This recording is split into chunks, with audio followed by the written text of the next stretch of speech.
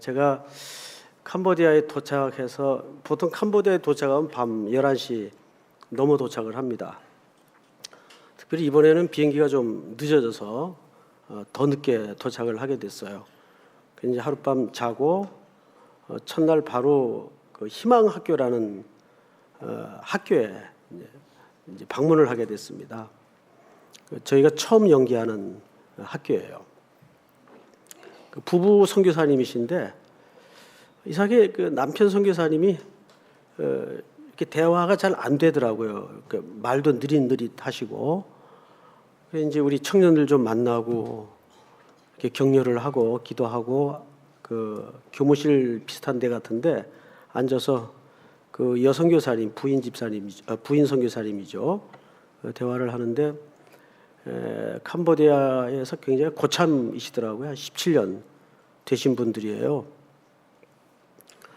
그래서 이제 그분이 뭐 혼자 너무 반가워가지고 또 우리 청년들도 너무 이뻐가지고 막 17년간 살아왔던 이야기들을 하시는데 얼마 전에 아주 엄청난 일을 이분이 겪은 겁니다.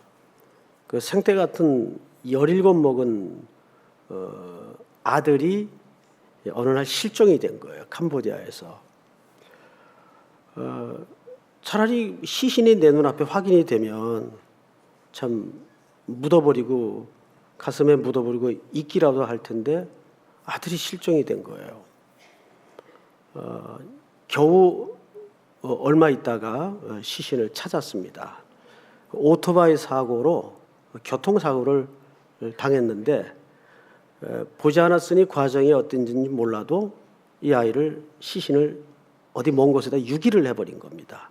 근데 그것도 참 기적같이 시신을 수습하게 되었어요.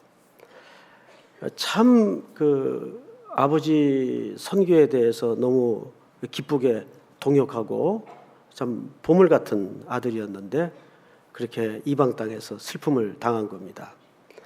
모든 선교사님들이 이제 저분들 돌아가겠구나, 고국으로 돌아가겠구나 모두가 생각을 했대요. 그리고 그 사고를 낸 그 범인도 뺑소니죠. 또 나아가서 시신 유기가 되고 잡았는데 이걸 고소한들 뭐 하겠어요. 많이 갈등했대요. 이걸 어떻게 해야 되나 하다가 아들 생각을 했답니다. 우리 아들이었으면 어떻게 했을까. 그래서 덮어버렸어요. 그거를 법적으로 다루질 않고 그냥 아들 시신 찾은 것만으로 위안을 삼은 겁니다.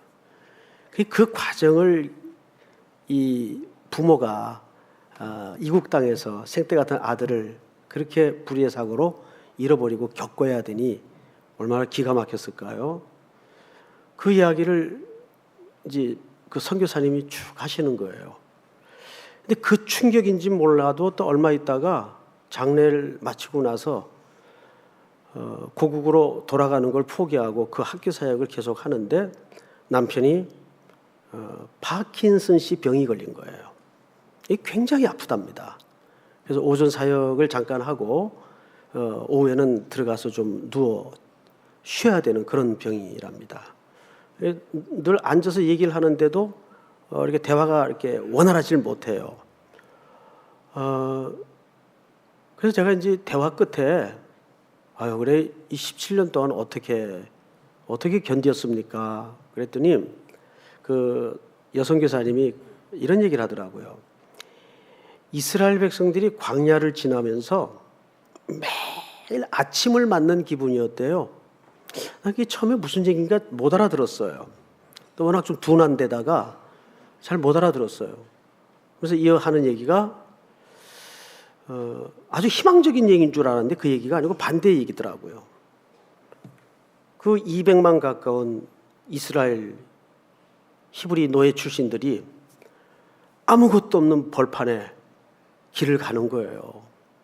거기서 매일 하늘에서 내리는 만나를 먹고 사는 겁니다.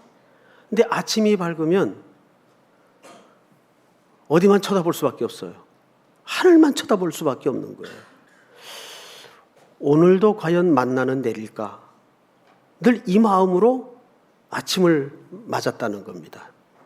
그러니까 캄보디아의 선교사로서의 사는 삶이 그랬다는 거죠. 아침을 맞을 때마다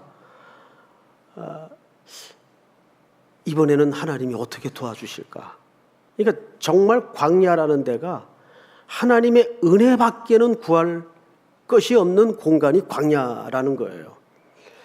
그 대화를 마치고 이제 시아노크빌로 5시간에 걸친 거리를 이제 자동차로 왔다 갔다 하는데 계속 그 여선교사님의 대화, 또 그 선교사님의 그 어눌한 표정, 말투 이런 것들이 마음에 이렇게 생각이 떠오르는 겁니다. 그래서 이제 흥얼흥얼하면서 노랫말을 그 스마트폰 그 녹음 파일에다가 이렇게 가사하고 곡을 저장을 했어요. 저는 악보를 사실 읽을 줄도 모르고 박자도 못 맞추고 음정도 불안하고 뭐 음악에 대해서는 전혀 모릅니다. 그런데 이제 그거를 우리 전영훈 목사님한테 제가 보냈어요. 한 3개짜리로 끊어서 요거를 멋지게 한번 만들어 보라 그랬더니 이런 곡이 나왔네요. 예, 좀 뭐 송태금 목사 작곡 그랬는데 이거는 어불성설이고 그 선교사님들이 만든 노래입니다. 평생에 걸쳐서 그럼에도 불구하고 이따 마지막 곡으로 한번 더 부를 거예요. 제가 아주 그분들하고 대화를 통해서 그 광야의 아침은 정말 그런 아침이었겠구나. 오늘은 뭐 먹고 살지 이런 심정으로 아침을 맞았다는 거죠. 아마 여러분들의 그 팍팍한 청춘의 삶도 지금 그런 비슷한 길을 걷고 있는 것 같아요. 아침을 맞을 때면 오늘도 주님의 은혜 받기는 소망이 없다는 것을 이 좀 담고 싶어서 이렇게 엉터리 노래를 만들어 본 겁니다. 잊어버리시기 바랍니다. 자, 오늘은 계시록 13장의 13장 두 번째 파트인데 내가 봄에 또 다른 짐승이 땅에서 올라옵니다. 첫 번째 짐승은 어디서 올라왔었죠? 1절에 보니까 바다에서 올라오죠. 바다에서. 근데 이제 두 번째 짐승은 또 다른 짐승으로 표현되어 있어요. 이 짐승이 땅에서 올라오니 모양이 어떻습니까? 이 짐승은 어린 양같이 2뿔이 있어요. 자, 이거 사실은 어린 양입니까? 어린 양 같이입니까? 네, 어린 양 같이. 사실은 흉내를 내는 거예요. 누구 흉내를 내죠? 그리스도의 흉내를 내는 거예요. 어둠의 권세 잡은 자들이 사실은 전부 그리스도의 흉내를 내요. 그래서 어린 양 같이 2뿔이 있어요. 근데 뭐 보니까 금방 실체가 들통이 나죠. 누구처럼 말을 합니까? 예, 용처럼 말을 하더라. 그러니까 이것은 사탄의 휘하의 졸개입니다. 자, 그러면 이제부터 이들이 땅에 올라와서 하는 일이 뭔가 우리 볼까요? 12절. 좀 본문 한번 같이 한 절만 읽겠습니다. 시작. 그가 먼저 나온 짐승의 모든 권세를 그 앞에서 행하고 땅과 땅에 사는 자들을 처음 짐승에게 경배하게 하니 곧 죽게 되었던 상처가 나은 자니라. 네. 이 짐승이 처음 바다에서 올라온 짐승에게 뭘 했죠? 경배를 합니다. 그리고 잘 보세요. 곧 죽게 되었던 상처가 나은 자니라. 이것은 뱀이 머리를 상했지만 일시적으로 숨이 아직 붙어 있어요, 없어요? 붙어 있어요. 그래서 잠시 잠깐은 회복하는 듯 살아있는 듯 제한적으로 한시적으로 보여질 뿐입니다. 그러나 이 존재의 운명은 궁극적으로 멸망당하도록 돼 있어요. 일시 동안 어떤 목적을 두고 하나님께서 잠시 이 생명의 기간을 설정해 놓으시고 허락하신 것에 불과해요. 자, 13절. 큰 이적을 행합니다. 심지어 사람들 앞에서 불이 하늘로부터 땅에 내려오게 하고, 자, 여러분, 불이 하늘로부터 땅에 내려오게 하는 것은 구약 성경에서 누구 흉내를 지금 내고 있는 겁니까? 예, 엘리야를 대표로 하는 선지자들의 흉내를 그대로 내고 있는 거예요. 그러니까 이단들이나 어둠의 권세 잡은 자들은 사실 그 전공이 흉내를 내는 겁니다. 아주 비슷하게 광명한 천사의 옷을 입은 것처럼 그렇게 흉내를 내요. 그래서 모든 용어나 폼이 전부 우리 기독교인들이 갖고 있는 내용과 폼과 굉장히 유사하거나 흡사한 경우들이 많습니다. 그래서 사람들이 잘 속죠. 이게 영적인 문제이기 때문에 이단에 한번 빠진 사람들은요, 안 그랬으면 좋겠는데 다음에 거기서 빼오면 다른 이단으로 또 갑니다. 그거 희한해요. 제 주변에 그런 분이 한 분 계세요. 천신만고 끝에 몇 년에 걸쳐서 거기서 겨우 구출을 해놓으면, 빠져나오게 만들면 얼마 있다가 또 찾아뵈면 이젠 또 다른, 전혀 듣도 보지도 못했던 그 이단에 또 빠져 있어요. 그래서 왜 이럴까? 결국은 첫째는 우리 오전에 말씀드린 것처럼 왜 이렇게 표류할까? 영적으로 말씀의 뿌리가 약해서 그렇고, 말씀의 뿌리가 약해요. 두 번째는 이게 영적인 문제이기 때문에 그렇습니다. 자, 그래서 여러분들이 청년 때 하나님의 말씀이 그렇게 막 감동스럽게 세밀하게 들어오지 않아도 무조건 듣는 거예요. 듣다 보면 믿음은 어디서 난다고요? 들음에서 나요. 가나안 땅에만 살던 기생 라합이 어떻게 상처나지 하나님에 대한 소식을 어떻게 했다 그랬죠? 들었고, 그래서 정탐꾼들이 들어올 때 자기의 구원을 담대하게 운명을 걸고 호소하지 않습니까? 그 믿음 어디서 났어요? 들어서 난 거예요. 들어서. 그러니까 이해가 안 된다, 안 들린다, 깨달아지지 않는다, 걱정하지 마세요. 그냥 들으세요. 그러다 보면 하늘에서 이슬이 내리는 가운데 옷이 젖듯이 나도 모르는 사이에 내 의식을 말씀이 지배하게 되고, 그 말씀은 좌우의 날성건과 같이 우리의 관절과 모든 죄를 찔러 쪼개기까지 하여 우리를 새롭게 교훈을 주시고 만든다고요. 말씀은 오늘도 여전히 여러분 심령 속에 살아있는 말씀입니다. 그러니까 그게 뭐 안 들린다 이런 소리 하지 마세요. 말씀 자체가 능력이 있어요. 자꾸 감동을 찾아 쫓아다니면 좀 불편한 표현이긴 하겠지만 더 센 주사를 맞아야 돼요. 마치 그런 것과 같습니다. 이게 중독이 되다 보면, 감성과 감동에 중독이 되다 보면 더 센세이셔널한 것을 자꾸 찾아다니게 돼요. 그러나 조금은 딱딱한 음식 같아도 하나님의 말씀을 제대로 가슴 한복판에 매 심고 먹고 씹고 맛보게 되면 그것이 언젠가 위기의 순간에, 내 어떤 판단의 결정의 순간에 역사를 하고 그것이 작용을 한단 말이죠. 믿습니까? 자, 그런데 우리 13절을 다시 한번 보십시다. 큰 이적을 행하되 심지어 사람들 앞에서 불이 하늘로부터 땅에 내려오게 하고, 이거는 말씀드린 대로 구약의 선지자들의 흉내를 낸 거죠.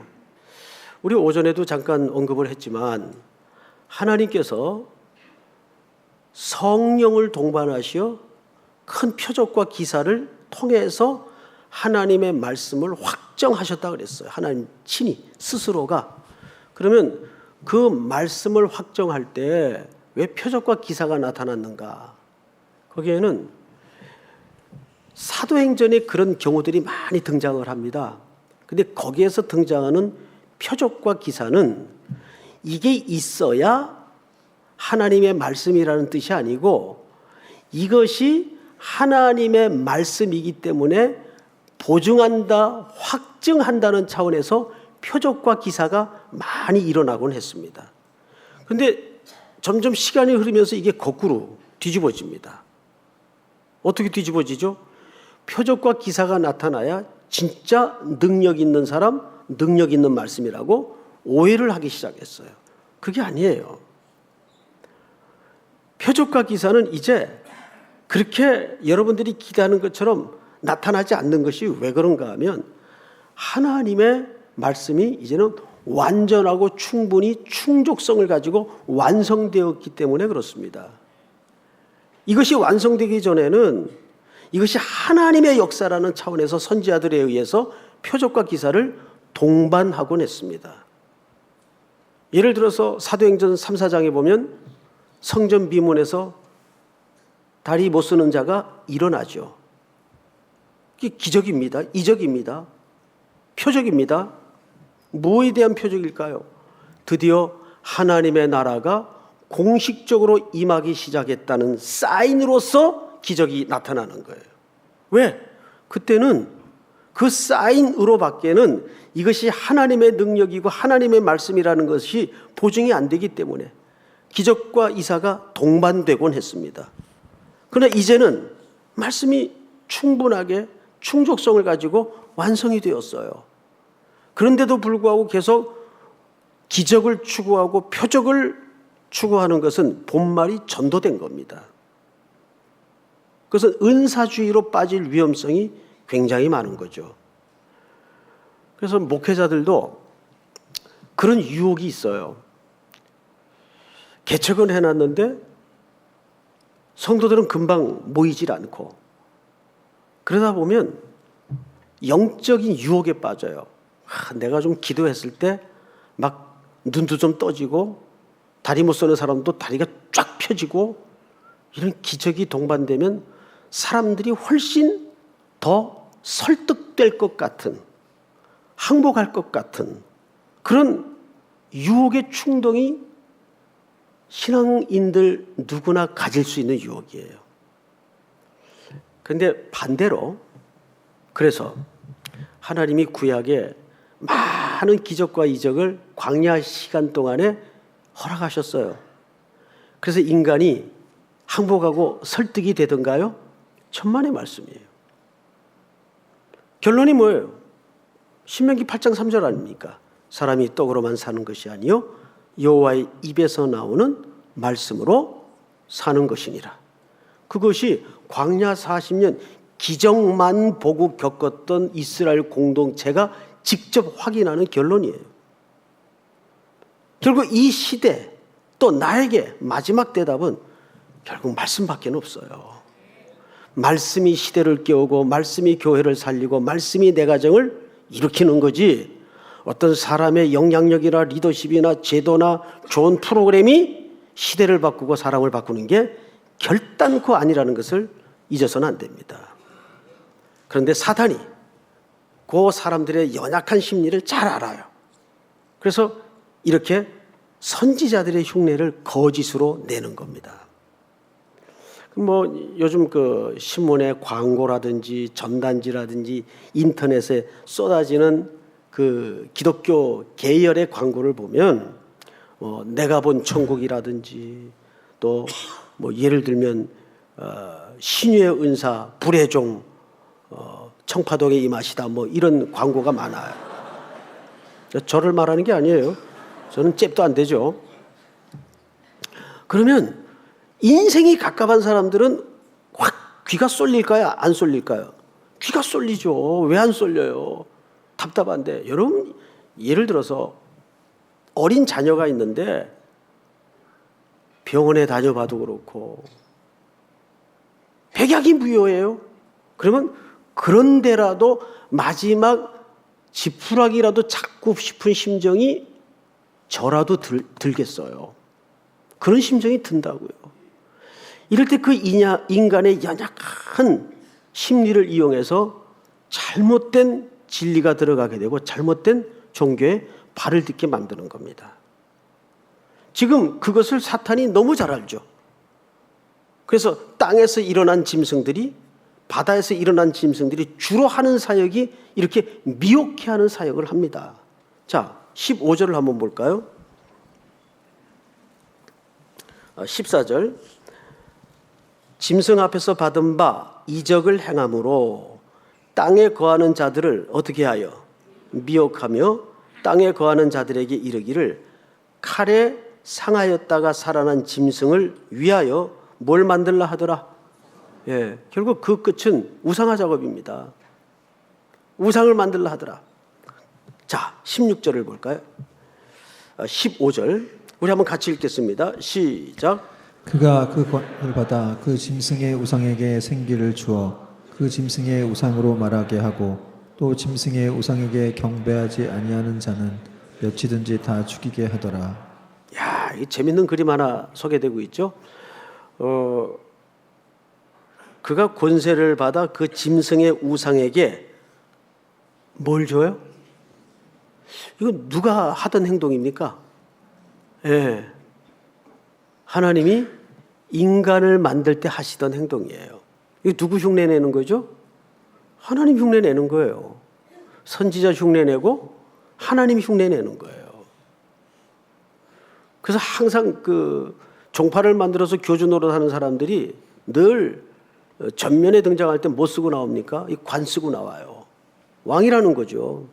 이 그리스도의 흉내를 내는 겁니다.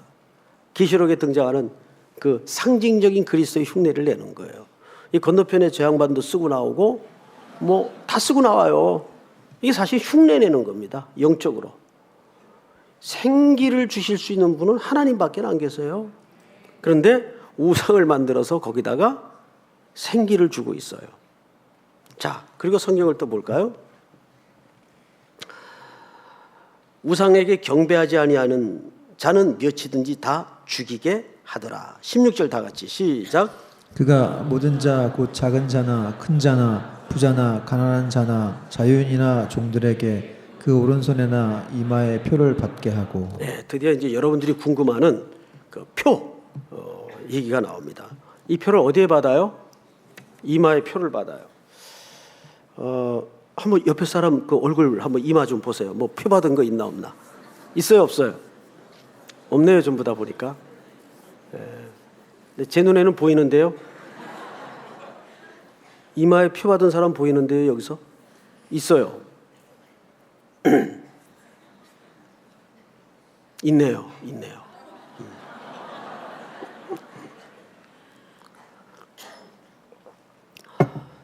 누구나 우리는 가인처럼 다 표를 받은 자들입니다. 그러나 하나님이 가인을 어떻게 하셨어요? 보호하셨죠? 예. 여기 이마에 표를 받았다는 것은 조심해서 해석을 해야 됩니다. 자, 지금부터 이제 666의 실체에 대해서 말씀을 좀 드리겠습니다. 제가 과거에 설계했던 내용도 좀 찾아보고 또 요즘 나오는 그 이론도 좀 찾아보고 또 중립적 입장도 찾아보고 했는데 결론은 666이라는 숫자는 당시 시대를 살았던 사람들이면 누구나 이해할 수 있는 표현하는 방식이었어요.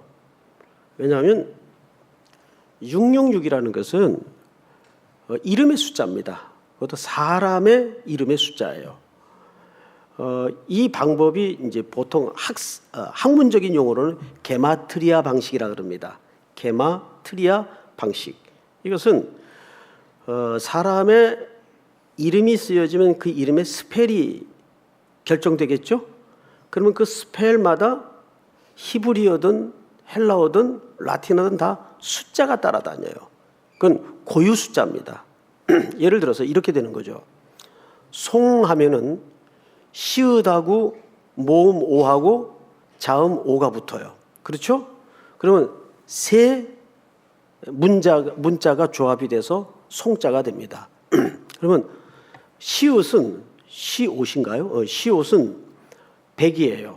예를 들어서 우리 한글에는 그런 고정된 숫자가 없죠. 100이에요. 그리고 오는 10이에요. 제로는 5예요. 그러면 송이라는 숫자를 조합해 보면 합이 몇 개가 숫자가 얼마가 나옵니까? 115가 나오죠. 그런 거예요. 그래서 여기에서 네로, 카이사르 황제를 얘기하는 거죠. 그 이름을 조합해 보면 히브리 숫자로 환치했을 때 666이 나오는 거죠. 이해가 됩니까, 여러분? 자, 그런데 문제는 뭐냐면 이 시대의 사람들이 이 게마트리아 방식의 숫자를 맞추기 위해서 계속 좀 억지 해석을 했다는 겁니다. 억지 조합을 했다는 겁니다. 그래서 끝에 가서는 어쨌든 간에 자기들이 의도하는 숫자가 나오도록 돼 있어요. 이렇게 하든 저렇게 하든. 결국 우리는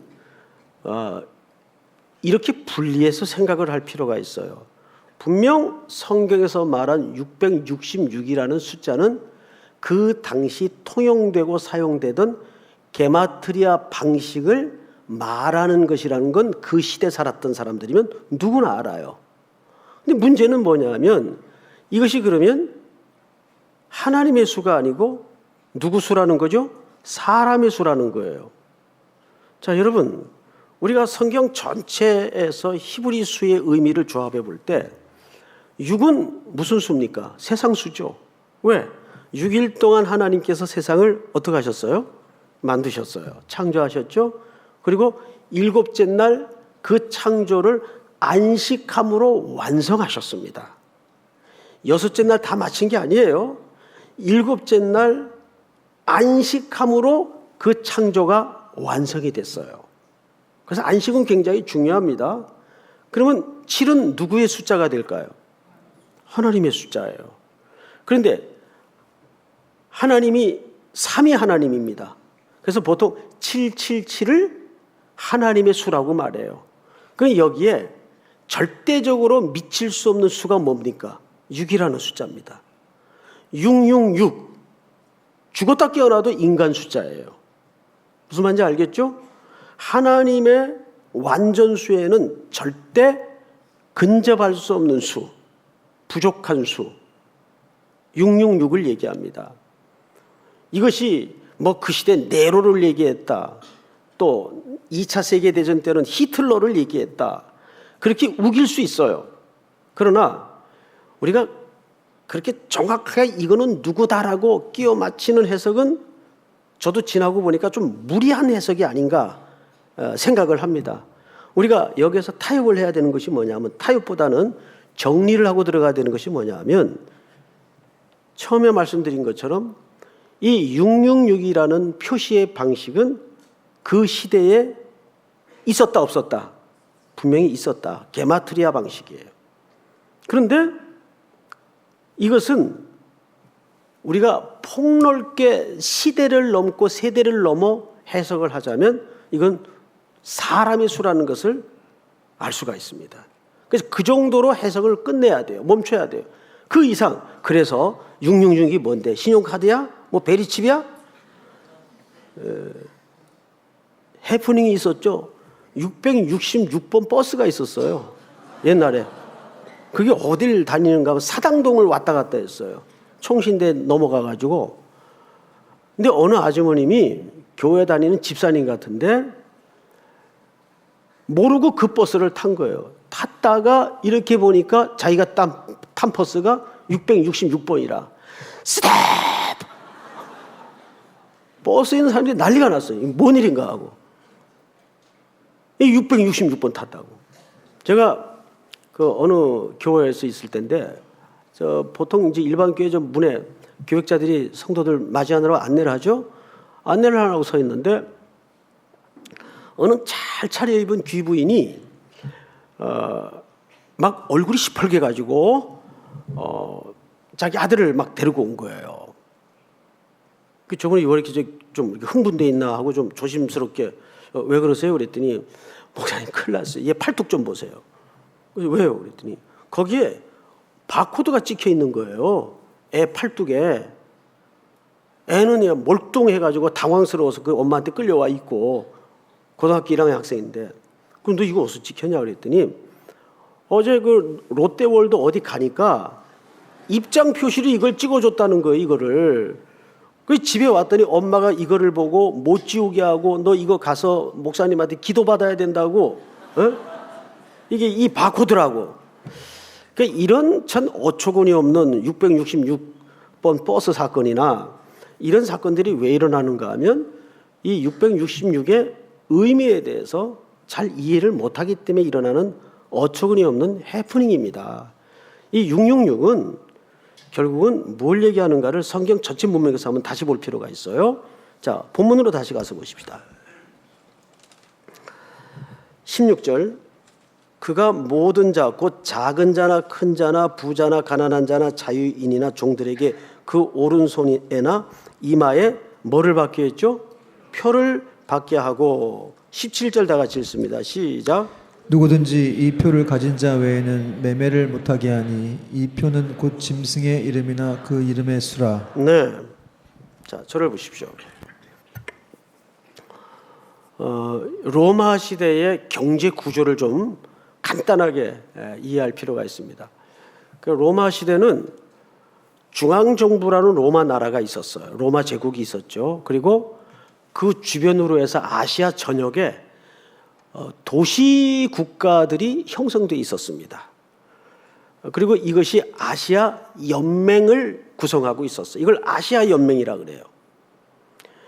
그리고 여기에서 이제 관리를 하나 뽑습니다. 성경에도 그 직함의 명칭이 한 군데 등장을 하는데 우리 그 부분을 한번 찾아보고 들어가십시다. 우리 사도행전 19장을 좀 열어주세요. 여기 손가락으로 집어넣고 사도행전 19장. 예, 자막 없어요. 찾으세요.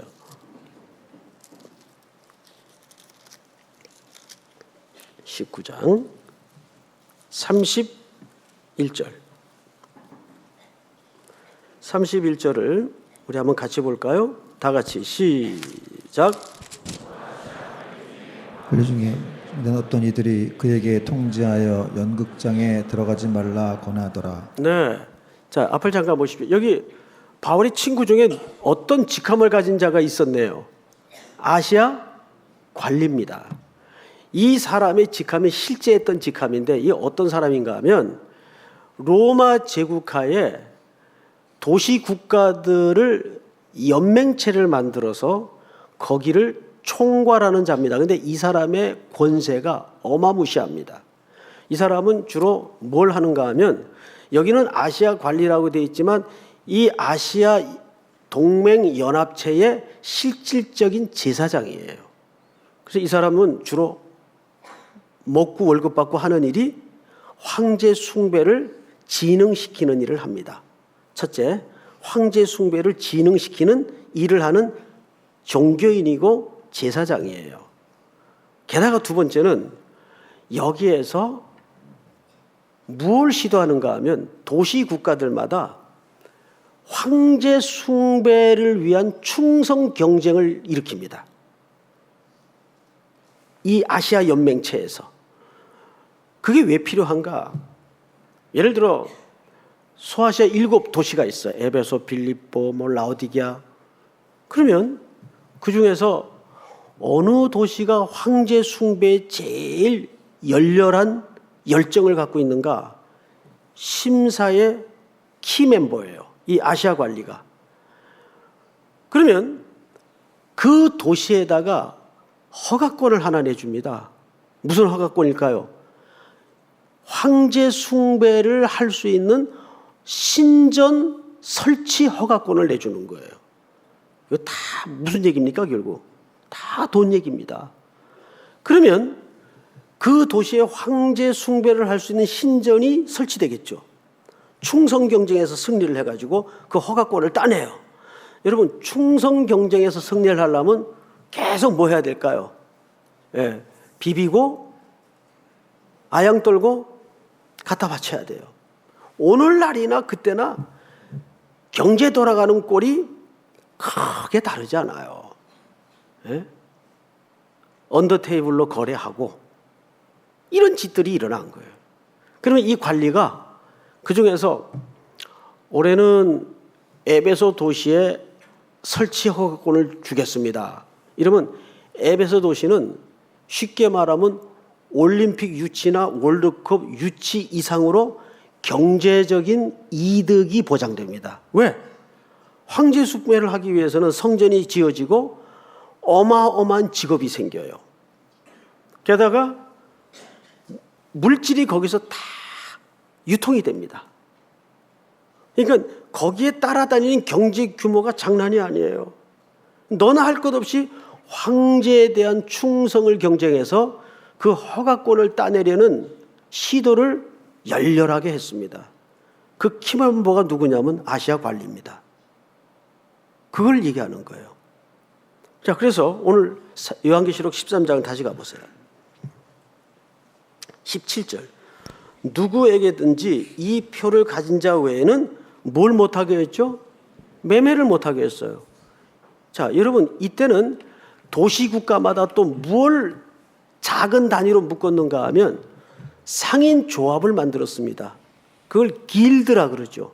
상인 조합을 만들어서 이 조합에 황제를 숭배한다는 고백과 서약을 해야 이 조합에 가입이 됩니다. 근데 그거를 거절하거나 그거를 동의하지 못할 때는 여기에 들어갈 수가 없어요. 여기에 들어가지 못하면 기본적인 매매 생활이 안 돼요. 예를 들면 현찰 아니고는 아니면 직접 땅을 파서 먹고 사는 일 외에는 도대체 상거래도 이루어질 수가 없고 유통을 할 수가 없어요. 살질 못하는 거예요. 그럼 본인뿐만 그러겠습니까? 자녀들 항상 그런 지독한 곤고함이 대물림 되는 겁니다. 이게 쉬운 일이겠어요? 바로 그 얘기를 하는 거예요. 매매하지 못하게 만듭니다. 누구 외에는 이마나 손에 표를 받은 자 외에는. 뭐 진짜 여기다 낙인을 찍었다 그 얘기가 아니에요. 이것은 상징적인 얘기예요. 자, 성경을 조금 더 보십시다. 18절 우리 다 같이 한번 읽어볼까요? 시작. 지혜가 여기 있으니 총명한 자는 그 짐승의 수를 세어보라. 그것은 사람의 수니 그의 수는 666이니라. 네. 여기서 말하는 666은 결국 무슨 수로 규정을 하고 있습니까? 사람의 수. 사람의 수. 666. 그러니까 여기서 말하는 666은 크게 두 가지로 결론 지을 수가 있어요. 하나는 교회 안에 지금도 파고 들어와서 세속의 권세를 가지고 진리를 왜곡시키고 무너뜨리려는 모든 시도나 모든 세력을 얘기합니다. 두 번째는 이 666은 우상 숭배를 얘기하는 거예요. 거짓 교사들이나 거짓 선지자들에 의해서 농락당하는 우상 숭배를 얘기하는 겁니다. 이 시대는 그게 누구였어요? 로마 정권이고 로마 황제였다고 말이에요. 곧 여기에 666이 로마 황제를 말한다는 말이 아니에요. 이것은 시대마다 있어 왔을까요? 이 로마 시대에 단회적으로 끝난 이야기일까요? 시대마다 있어 왔죠. 오늘날에는요. 다른 모양으로 다른 형태로 이 똑같은 일들이 벌어집니다. 그래서 우리에게 필요한 것은 결론은 다시 돌아가서 우리가 하나님의 말씀에 눈을 부릅뜨고 그 말씀이 오늘날 이 시대와 교회와 나에게 명료하게 뭘 말해주는가. 여러분, 엘리야가 호렙산 굴 앞에 불리워 세워졌을 때 하나님의 음성이 불에 있지 않았어요. 지진에 있지 않았어요. 크고 강한 바람 속에 있지 않았습니다. 뭐에 있었다고요? 세미한 소리. 세미한 소리는 무슨 뜻일까요? 세미한 소리라는 것은 다시 말해서 내가 귀를 집중해야 들릴 수 있는 소리예요. 집중해야 내 마음으로부터 들을 수 있는 소리예요. 우리는 귀로 소리를 듣고 두 번째는 마음으로 소리를 듣고 세 번째는 이 경청의 기술에 나오는 이야기인데 세 번째는 뭘로 듣나요? 환경을 통해서 소리를 들을 수가 있어요. 아, 시대가 지금 이렇게 달라지고 있구나. 이것도 뭘 듣는 방법이죠? 경청의 방법 중에 하나예요. 근데 제일 중요한 것은 어떤 소리든지 특별히 하나님의 말씀은 뭘로 들어야 될까요? 가슴으로 들어야 돼요. 귀로 듣고 가슴으로 듣고 눈으로 봐야 돼요. 그래야 우리가 거짓의 소리로부터 자유할 수가 있습니다. 안 그러면 전부 시대적 팔랑귀가 되어서 여기서 뭐 떴다 싶으면 그건 것 같고, 저기서 뭐 떴다 싶으면 그게 진짜인 것 같고, 우왕좌왕하다가 보면 훅 지나가요. 인생이 금방 지나가요. 꿈결처럼 막 자고 꿈에서 일어난 것처럼 빨리 지나갑니다. 제일 무서운 죄를 성경에서는 뭐라고 규정하고 있죠? 시간을 낭비하는 죄. 제일 무서운 죄로 규정하고 있습니다. 그래서 이스라엘 백성들의 광야 40년의 방황은 굉장히 무서운 죄입니다. 오늘 이 말씀이 666이 뭐냐? 그 실체는 그렇게 중요한 주제가 아니에요.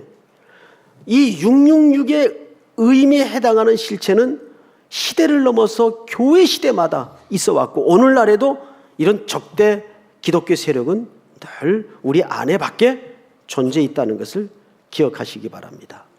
오늘도 그리스도의 보혈로 인침을 받은 여러분들이 주 안에서 이 말씀을 붙들고 승리하는 은혜가 있기를 주의 이름으로 축복합니다. 우리 다 일어나서 우리 광야의 새 아침 한번 다 같이 찬양하십시다.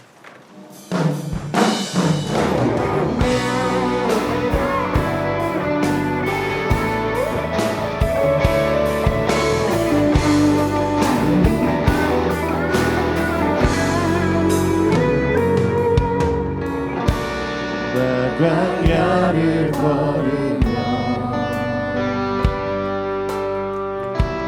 이 길 끝에 알았네. 순종만이 내 길인가. 이제는 알았네. 나 이 길을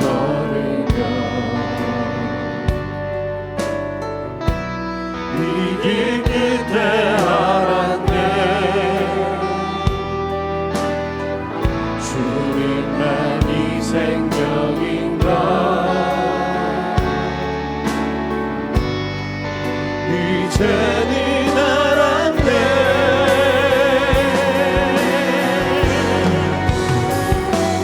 광야에 새 아침이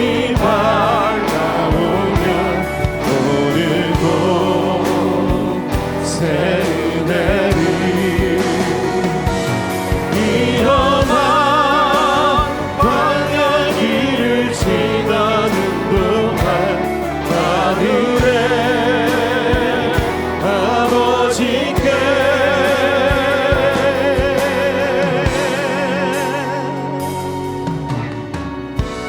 나 광야를 걸으며 이 길 끝에 알았네. 순종만이 내 길인가. 이제는 알았네. 나 이 길을 걸으며 이 길 끝에 알았네. 주님만이 생명인가. 이제는 알았네.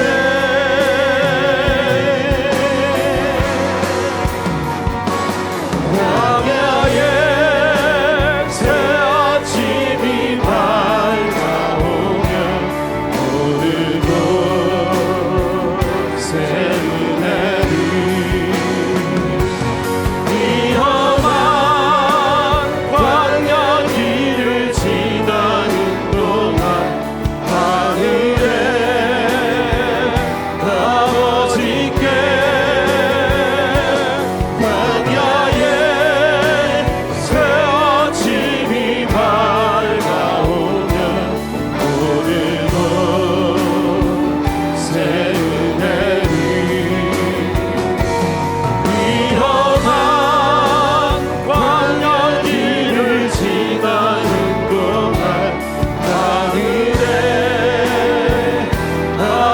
아버지께